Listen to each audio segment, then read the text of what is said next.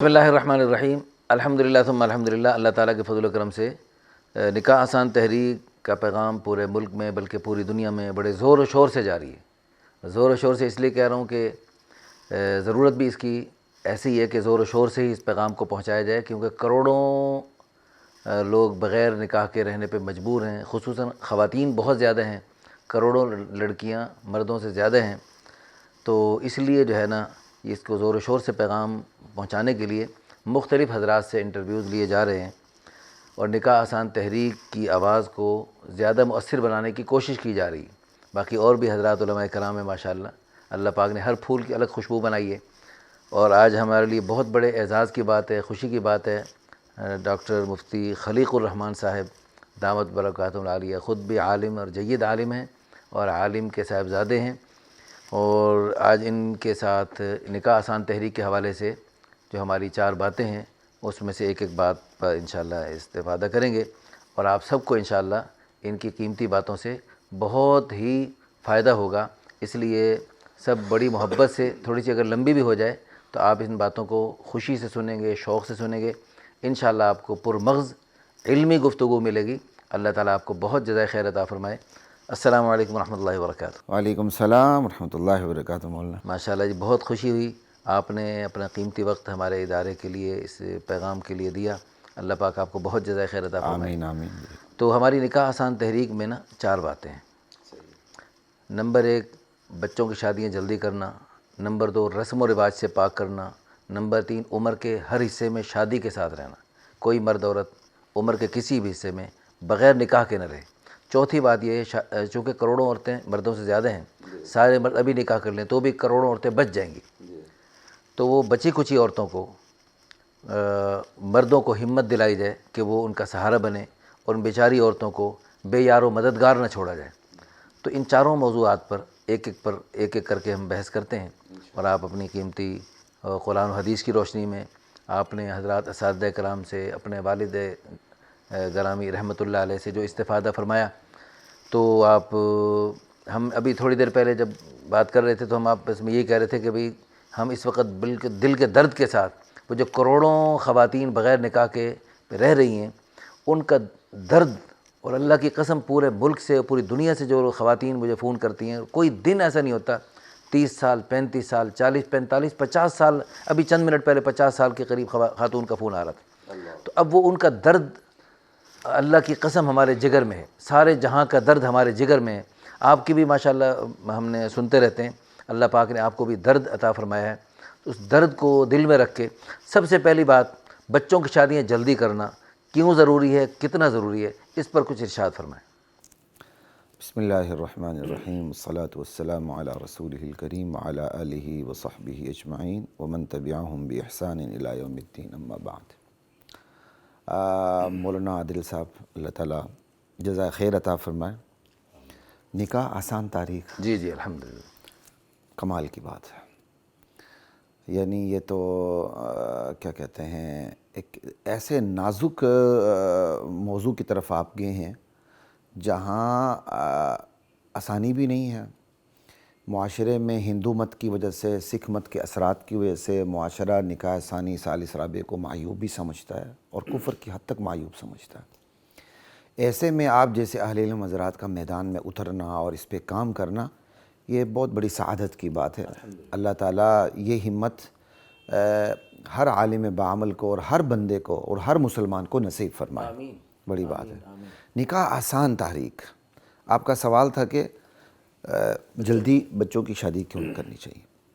میرے خیال اس سوال کو آج کے اس ماحول میں سمجھنا اتنا آسان ہو چکا ہے کہ اب وضاحت کے لیے بندہ سوچتا ہے یار میں کیا وضاحت پیش کروں، کہ پہلی اتنی واضح چیز ہے۔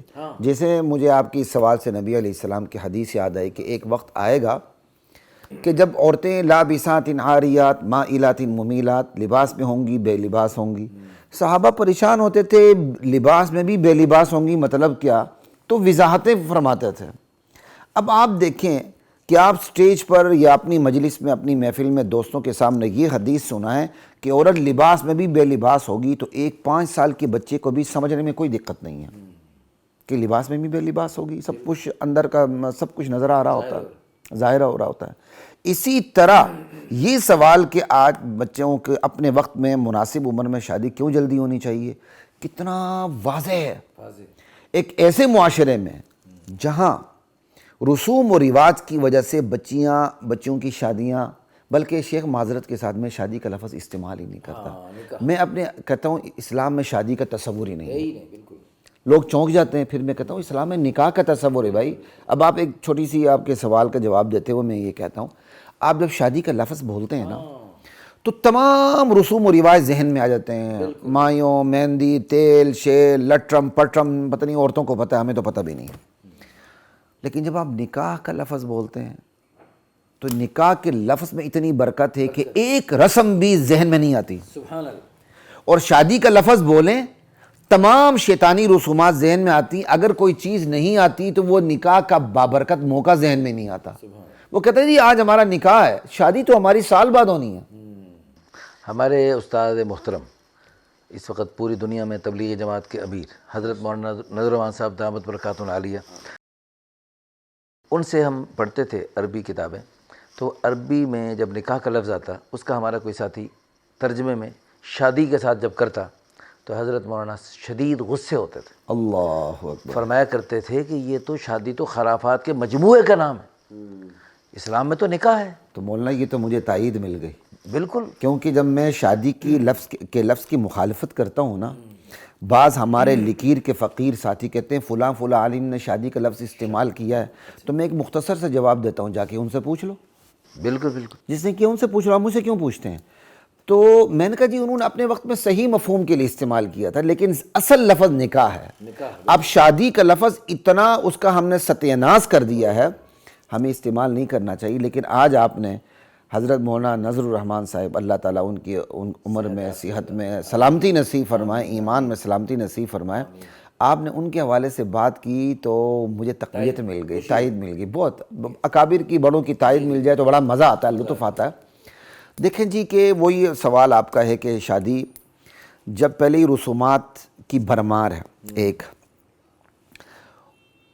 جہیز کی ناجائز ڈیمانڈ ہے، دو، اور کیا کہتے ہیں بچی کی عمر بڑھ رہی ہے اور زنا اور بدکاری کے مواقع عام ہیں، آسان ہے، عام ہے، بہت۔ بالکل۔ ایسے میں اگر بچوں کی شادی اپنے وقت پہ نہ کی جائے تو معاشرے میں زنا ہی پھیلے گا، بدکاری پھیلے گی، لواطت پھیلے گی، اور نیکی نہیں پھیلے گا۔ اس سے بڑی اور کیا چیز ہے؟ اچھا، آپ نے فرمایا اپنے وقت پہ، جی جی، اپنے وقت سے کیا مراد ہے؟ دیکھیں جی ایک بالکل چھوٹی عمر ہے، آپ کہتے ہیں جی ابھی ابھی بالغ ہوئی فوراً کر دیں، تو علماء فقہاء نے اس کی وضاحتیں کی ہیں کہ یار اتنی عمر تو ہو کہ وہ اپنے گھر کو سنبھال سکے۔ رسول اللہ صلی اللہ علیہ وسلم کے ارشاد گرامی فَإِذَا بَلَغَ فَلْيُزَوِّجْهُ فَلْيُحْسِنْ اسْمَهُ فَإِذَا بَلَغَ فَلْيُزَوِّجْهُ فَإِذَا بَلَغَ فَلَمْ يُزَوِّجْهُ فَإِنَّمَا إِثْمُهُ عَلَىٰ أَبِيهِ۔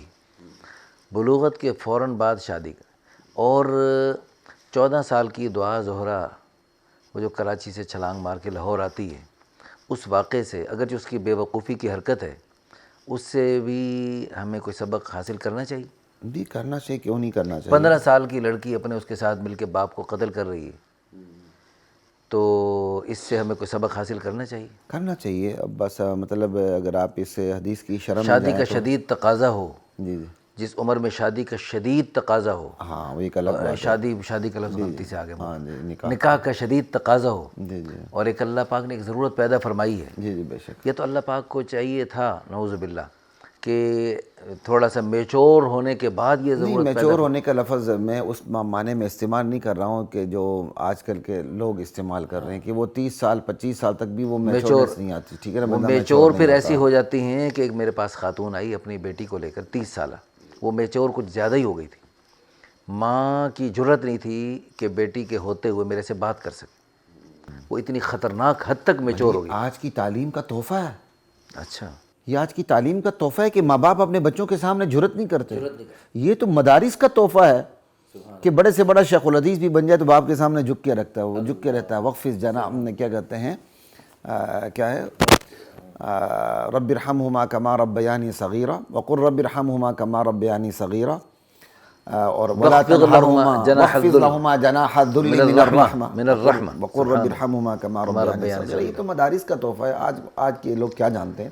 خیر ہم اس بحث میں نہیں پڑتے. اچھا یعنی دیکھیں 18 سال کا جو قانون ہے 13-14 سال میں بچی میٹرک کر لیتی ہے.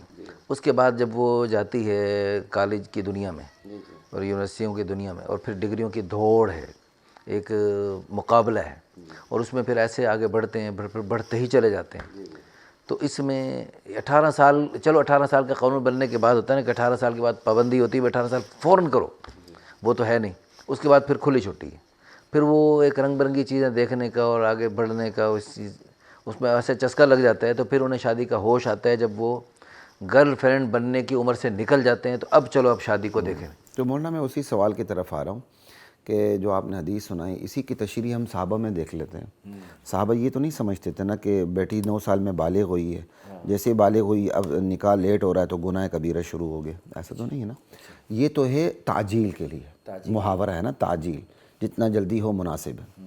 اب اسی میں کہ وہ سگڑ ہو جائے, سلیقہ مند ہو جائے کچھ تھوڑے بہت عرصے کے اندر. یہ تو حدیث کے الفاظ ہیں فَإِذَا بَلَغَ فَلَمْ يُزَبِّجْهُ فَإِنَّمَا إِثْمُهُ عَلَىٰ أَبِيهِ. یہی نا, یہاں اذا تعجیل کے لیے آ گیا نا, آپ نے جلدی کرنی. اب اس اذا کا یہ مطلب تو نہیں ہوگا نا, اذا کا یہ مطلب تو نہیں ہوگا کہ بالغ ہو گئی اور ابھی اس کی شادی نہیں ہوئی تو اسی دن سے ماں باپ کے اوپر گناہ شروع ہو گیا. یہ تو نہیں ہوگا. یہ کہ تو کسی نے صحابہ کے یعنی تلاش شروع کر, بلوغت کے بعد تلاش شروع کر دیں. مطلب یہ کہ اس کی تیاریاں فوراً ہونی چاہیے, بلکہ بلوغت سے پہلے تیاریاں ہونی چاہیے اور نظر رہنی چاہیے. آپ تعلیم دلا رہے ہیں ٹھیک ہے, اچھی بات ہے, ساتھ ساتھ دونوں کام چلیں. اور ماں سگڑ ہوگی تو بیٹی بھی سگڑ ہوگی. عموماً بیٹی تب سگڑ نہیں ہوتی جب ماں سگڑ نہیں ہوتی, کیونکہ گھر کی جو مینجمنٹ ہے جس کی بنیاد پہ مس مینج کی بنیاد پہ سپریشن ہو رہی ہے, طلاقیں ہو رہی ہیں بہت زیادہ, گھر کی مینجمنٹ تو ماں سکھاتی ہے. ماں ایک قسم کی بدو ہو تو اس کی تو بیٹی اس سے بھی بڑی بدو ہوگی. اگر ماں بڑی سگڑ ہوگی تو بیٹی اسی نقش قدم پہ چلے گی. تو خیر اس سے احساس ذمہ داری ہو کہ میں نے گھر میں یہ کام کرنے ہیں. اصل میں اور ایک بہت موبائل بڑا میں الجھ کر اور رنگ برنگی اور چیزوں میں مولانا ایک بہت بڑا المیہ یہ آ گیا کہ ہم نے ڈگریوں کو تعلیم سمجھ لیا ہے, ہم نے سکلز کو تعلیم نہیں سمجھا. ہم کہتے ہیں جی ان پڑھ مائیں. میں کہتا ہوں ان سے بڑی پڑھی لکھی مائیں نہیں تھی جن کو آپ ان پڑھ کہہ رہے ہیں. سبحان اللہ.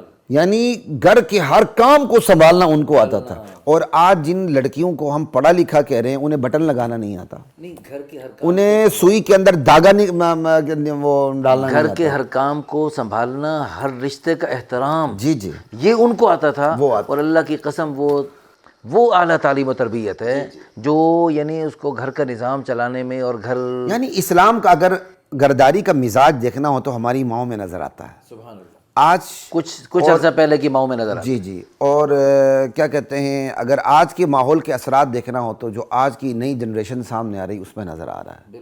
تو پھر ایک ایسے ماحول کے اندر جہاں معاشرے کی جو فضا ہے اتنی گرد آلود ہو چکی ہے, غبار آلود ہو چکی ہے, بلکہ زہر آلود ہو چکی ہے, تو اس میں اگر ہم اس میں تاخیر سے کام لیں گے تو وہی نتائج سامنے آئیں گے جو آ رہے ہیں, بلکہ بڑھتے ہوئے چلے جائیں گے. اچھا اس میں جو چھوٹی عمر کی بچی ہوتی ہے اس میں شادی کرنے میں یعنی بلوغت کے فوراً بعد جلدی سے جلدی, یعنی آپ جیسے فرما رہے ہیں کچھ اپنی حالات جیسے بھی مناسب ہو تو جلدی سے جلدی اگر کی جائے گی تو اس میں اگرچہ اس میں میچور پن میں کمی ہوگی تھوڑی بہت. مثلا روٹی صحیح پکانی نہیں آتی, ویسے تو چاہیے ماؤں کو بچپن سے جلدی ان کو گھر گھرستی تو ضرور سکھائیں, کیونکہ اس نے جو رنگ برنگی دنیا کی تعلیم ہے اس کی اتنی ضرورت نہ بھی پڑے, لیکن گھر کے کام کاج میں اور گھر کے نظام کو چلانے میں اور گھر کا اس کو چلانے کی اس کی ضرورت تو پڑے گی, وہ تو پہلے سے ہی سکھانی چاہیے.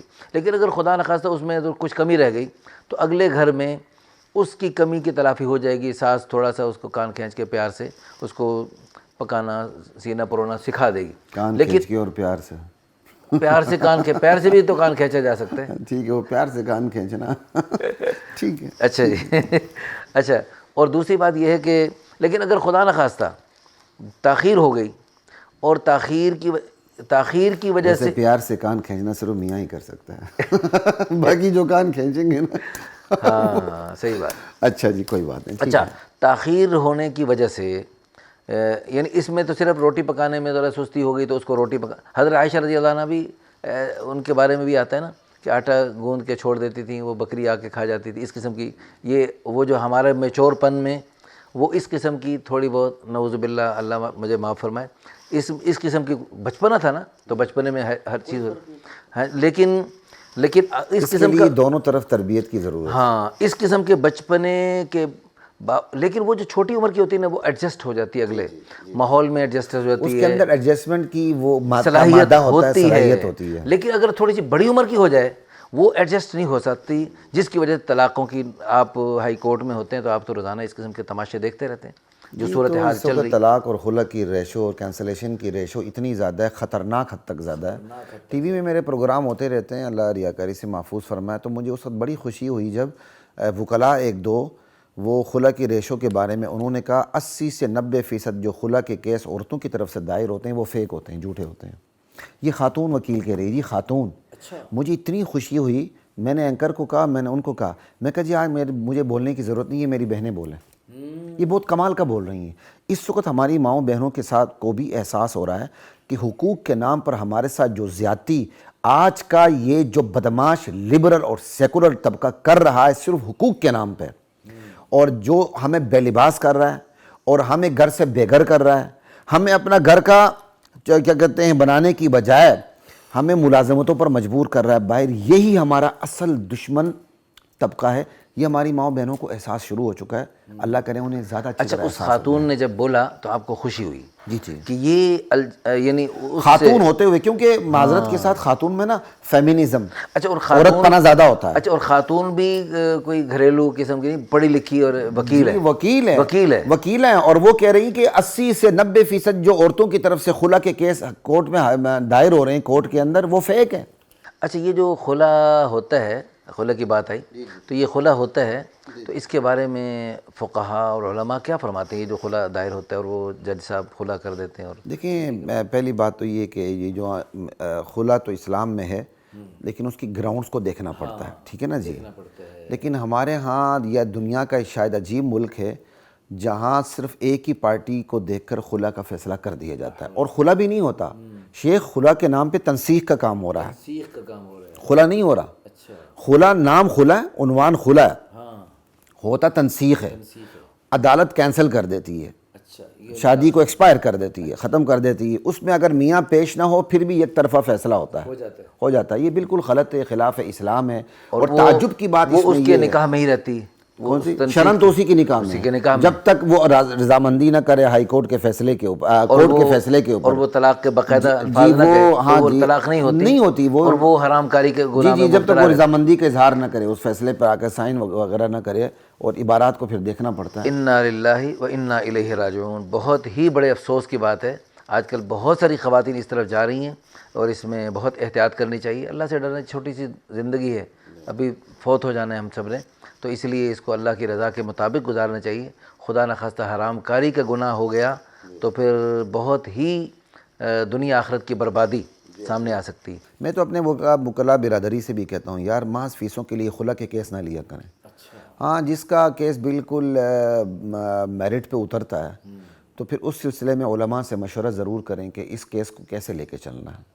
اللہ پاک نے آپ کو بہت اہم عہدے پہ فائز کیا ہے کہ آپ امام القضاۃ والوکلاء ہیں، تو آپ اللہ پاک آپ سے ان حضرات اس طبقے میں اچھے انداز سے، خوبصورت انداز سے بات کرنے کو اللہ پاک نے آپ کو موقع دیا ہے۔ اللہ پاک آپ سے مزید کام لے، اللہ مزید فزید۔ اچھا یہ الحمدللہ بات کافی حد تک ہو گئی کہ بچوں کی شادیاں جلدی کرنا بہت ضروری ہے۔ اور اچھا یہ جو 18 سال کا قانون ہے، اگر کوئی 18 سال سے پہلے شادی کر لے تو اس میں شرعاً کیا ہے؟ شرن تو کچھ بھی نہیں ہے، قانوناً جرم ہے۔ اگر 14 سال میں شادی ہو جائے تو؟ قانوناً جرم ہے۔ نہیں شرعاً کیا ہے؟ شرن جائز ہے، شرعاً جائز ہے، بالکل جائز ہے۔ اس لیے ایسے قانون کو جوتی کی نوک پہ رکھنا چاہیے، اور ہماری دینی سیاسی جماعتوں کو سامنے رکھ کے اس قانون کے خاتمے کی بھرپور کوشش کرنی چاہیے۔ نہیں وہ تو یعنی جو جب پاکستان بنا، ایک تو پاکستان کی بنیادی نعرہ ہی پاکستان کا مطلب لا الہ الا اللہ تھا، اور پھر ہمارے قانون میں لکھا ہوا ہے کہ اس آئین کی بالادستی قرآن و سنت کے مطابق ہوگی، لیکن اس کے باوجود اس کے خلاف جو چیز بنتی ہے تو اس کو ہم کیا کرنا چاہیے؟ حج بھی کعبہ کا کیا، گنگا کا اشنان بھی، خوش رہے شیطان بھی، راضی رہے رحمان بھی، او کما قال الشاعر، تھوڑی بہت آگے پیچھے ہو سکتی ہے، مضمون یہی ہے۔ لیکن اس میں اس قانون میں دونوں کو خوش کیا گیا ہے۔ یہ جو بعض مولوی آ کے کہتے ہیں نا پاکستان کا قانون بالکل اسلامی ہے، یہ جھوٹ بولتے ہیں، اچھا یہ جھوٹ بولتے ہیں۔ یہ ایک دو چیزیں پیش کر دیتے ہیں، دیکھو جی میں ان مولویوں سے سوال کرتا ہوں، ان مفتیوں سے سوال کرتا ہوں، کل تم نے میدان حشر میں بھی جواب دینا ہے۔ کیا تم قوم کو یہ نہیں بتا سکتے ہو کہ اس ملک کی کوئی بھی آئینی اسلامی دفعہ 2/3 اکثریت سے ختم ہو سکتی ہے؟ ساری باتیں چھوڑیں، ایک عوامی سطح پر بات کو سمجھانے کا ایک طریقہ بتا رہا ہوں۔ قرارداد مقاصد حصہ ہے جی، پاکستان کا آئین اسلامی ہے جی، یہ خوش کرنے والی باتیں حکمرانوں کو۔ مفتی صاحب کان کھول کے سن لو، جو آپ کہتے ہیں نا قرارداد حصہ ہے، یہ جمہوریت کے زور پر قرارداد مقاصد قانون کا حصہ نہیں بنی تھی۔ یہ ایک ڈکٹیٹر شہید جنرل ضیاء الحق رحمہ اللہ نے اس کو دیباچے سے اٹھا کے دفعہ بنایا تھا۔ تمہاری دینی سیاسی جماعتوں نے یہ کام نہیں کیا تھا۔ مولانا شبیر احمد عثمانی رحمۃ اللہ علیہ نے ٹل لگایا، وہ کام نہیں کر سکے۔ حکومت نے ان کو خوش کرنے کے لیے، اس نظام نے ان کو خوش کرنے کے لیے قرارداد مقاصد کو دیباچے میں رکھا تھا، پری ایمبل میں۔ شیخ، دیباچہ اور دفعہ میں بڑا فرق ہوتا ہے، ٹھیک ہے؟ تو عمل دفعہ پہ ہوتا ہے، آرٹیکل پہ ہوتا ہے، دیباچے پہ نہیں ہوتا۔ برکت کے لیے جی وہ برکت کے لیے ہے۔ لیکن یہ جنرل ضیاء الحق شہید نے، جو ایک خالص اسلامی ذہن رکھتے تھے، ٹھیک ہے، شہید افغانستان، شہید اسلام، انہوں نے اس دیباچے کو اٹھا کے آئین کا حصہ بنایا۔ آج مولوی صاحبان کہتے ہیں جی پاکستان کا آئین اسلامی ہے، دلیل یہ ہے کہ یہ ہے۔ بھائی صرف اتنی سی بات بتاتے ہیں مفتی صاحب، جو آپ آ کے چینل پہ ایسی گفتگو کرتے ہیں، کیا پاکستان کے اس آئین 73 کے آئین کی کوئی بھی اسلامی دفعہ، ایون قرارداد مقاصد، 2/3 اکثریت سے تبدیل ہو سکتی کہ نہیں، ختم ہو سکتی کہ نہیں؟ اور یہ پچھلے دور حکومت میں، پچھلے سے پچھلے دور حکومت میں یا گزشتہ دور حکومت میں بعض سیکولر جماعتوں نے یہ کوشش کی تھی کہ قرارداد مقاصد کو واپس اس کی اصل جگہ جو ان کے نزدیک ہے دیباچہ، وہاں پہنچا دیا جائے۔ اس لیے قوم سے خیانت نہیں کرنی چاہیے، اللہ اور اس کے رسول سے خیانت نہیں کرنی چاہیے۔ اس ملک کے آئین میں بہت سی اصلاحات کی ضرورت ہے۔ دیکھیں آپ کو چھوٹی سی بات بتاتا ہوں، قانون کی بات آئی تو تھوڑی سی قانون پہ شیخ بات کر لیتے ہیں۔ بات یہ ہے،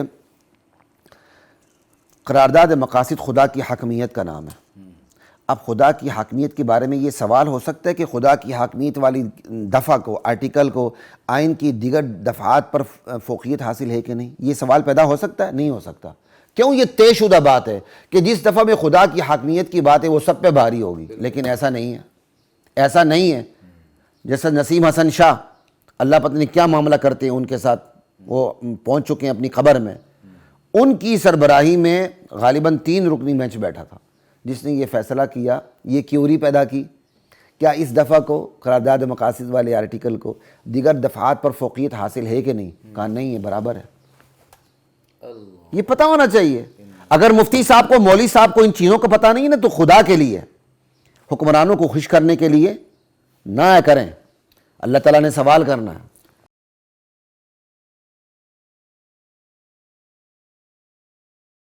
وَلَقَدْ